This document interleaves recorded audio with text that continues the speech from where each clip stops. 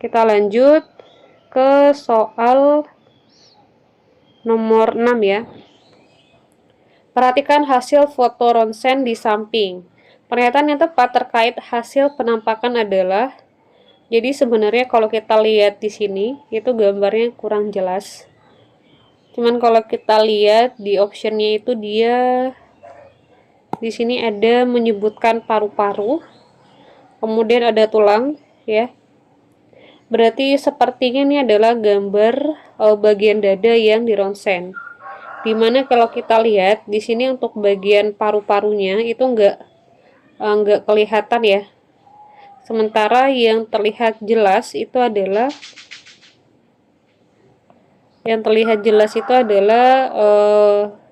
tulangnya di sebelah sini nih. Ini ada tulangnya, ini juga ada tulangnya.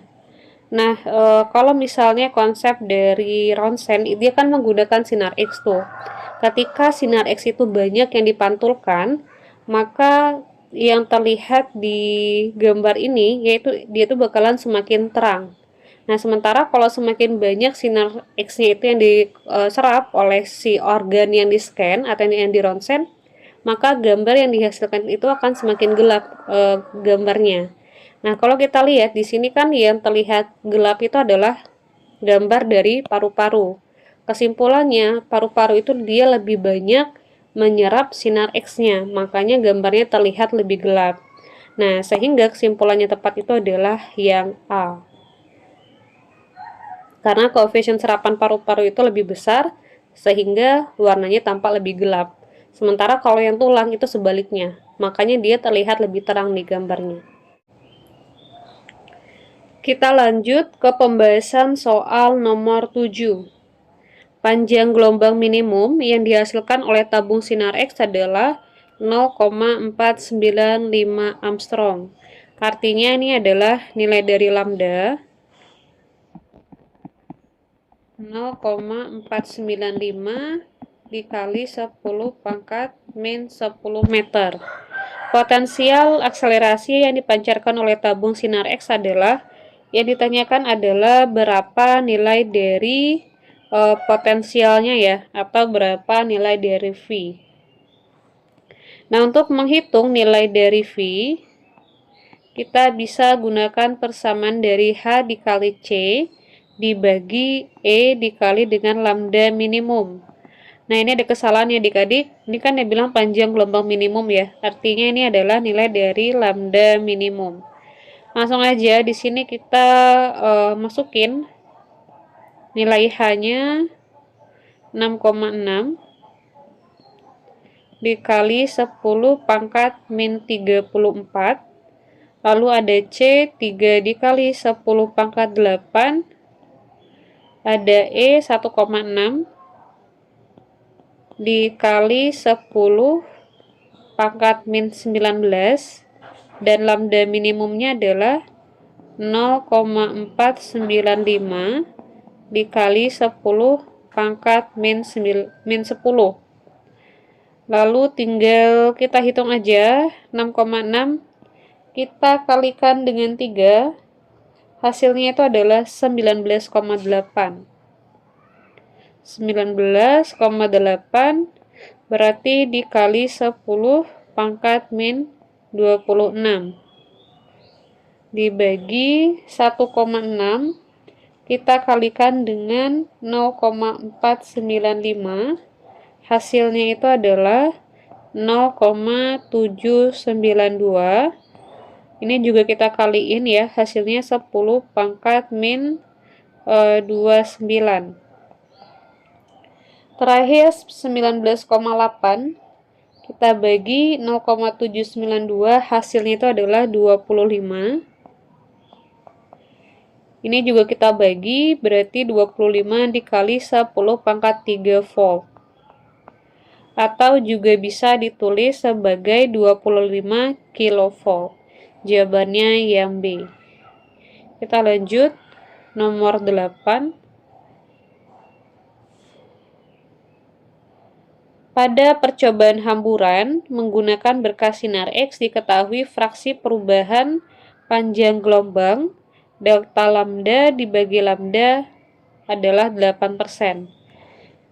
Ini nilai delta lambda per lambda adalah 8% ya. 8% itu kan setara dengan 8/100. Jadi langsung aja deh saya tulis 0,08. Lalu jika konstanta Planck-nya H, massa elektronnya Me, artinya H sama dengan H, massa elektronnya sama dengan Me, kayak gitu ya. Dan kelajuan cahayanya C, berarti C sama dengan C. Yang ditanyakan adalah panjang gelombang setelah terjadi hamburan dengan sudut sebesar 127 derajat. Artinya tetanya itu adalah 127 derajat. Yang ditanyakan berarti nilai dari lambda.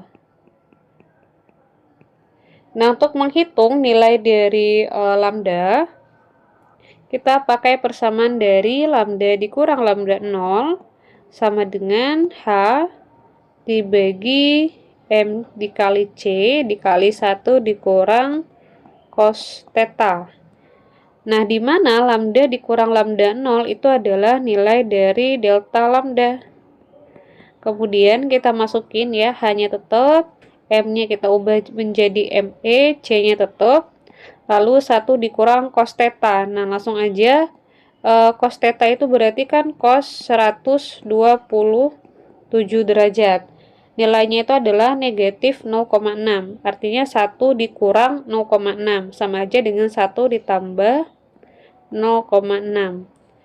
Kita dapatlah hasil dari delta lambda itu sebesar 1,6 H dikali MEC. Nah, setelah sampai di sini kita bakalan hitung nilai dari lambda dengan menggunakan persamaan ini. Karena nilai dari delta lambda per lambda sama dengan 0,08, sehingga lambda itu sama dengan delta lambda dibagi dengan 0,08. Langsung aja kita masukin delta lambdanya adalah 1,6 H dibagi MEC. C-nya kapital ya. Kemudian kita kalikan dengan 0,08. Nah, karena di optionnya itu nggak ada ya, berarti kita harus bagi dulu nih 1,6 dengan 0,08, hasilnya adalah 20. Berarti 20 H dibagi MEC. Jawabannya adalah yang E. Kita lanjut ke pembahasan soal nomor 9.